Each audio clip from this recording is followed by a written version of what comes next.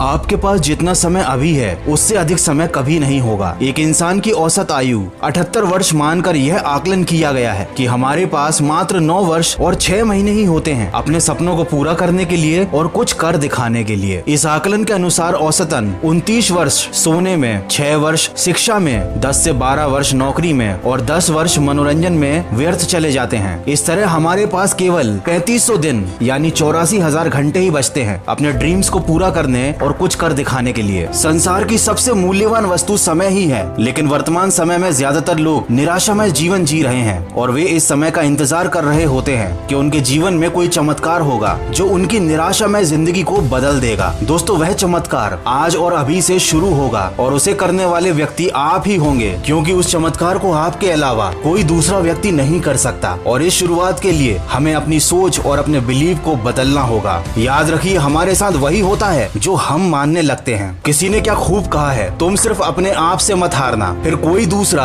तुम्हें हरा नहीं पाएगा। ये उदाहरण आपने कई बार सुना होगा कि वैज्ञानिकों के अनुसार भौरे का शरीर बहुत भारी होता है, इसीलिए विज्ञान के नियमों के अनुसार वह उड़ नहीं सकता। लेकिन ये बात भौरे को पता नहीं होती। वो मानता है, वो विश्वास रखता है कि वो उड़ सकता है, इसीलिए वो उड़ पाता है। इसीलिए सबसे पहले हमें अपनी गलत धारणाओं और अपनी नेगेटिव बिलीव्स को बदलना होगा। हमें ये मानना छोड़ना होगा कि हमारे साथ वही होता है जो भाग्य में लिखा होता है। दोस्तों, असलियत तो कुछ और ही है। हमारे साथ जो कुछ भी होता है या होने वाला है उसके जिम्मेदार सिर्फ हम होते हैं। इसीलिए जिंदगी में खुश रहना या दुखी रहना सिर्फ हम पर निर्भर करता है और भगवान भी उन्हीं की मदद करते हैं जो अपनी मदद खुद करता है। अगर कोई इंसान ये सोच रहा है कि उसके साथ जो कुछ भी होता है वो उसके हाथ में नहीं है, तो सबसे पहले उस इंसान को अपनी ये गलत धारणा बदलनी होगी। आपको एक बहुत अच्छी किताब का नाम बता रहा हूँ, change your schedule change your life. इस बुक की समरी जरूर सुनिएगा, इससे आप अपने समय को और अच्छी तरह से मैनेज करना सीख जाएंगे। और इस बुक समरी को आप सुन सकते हैं कुकू एफएम पर। कुकू एफएम एक ऐसा ऑडियो बुक प्लेटफॉर्म है जहाँ पर आप बहुत अच्छी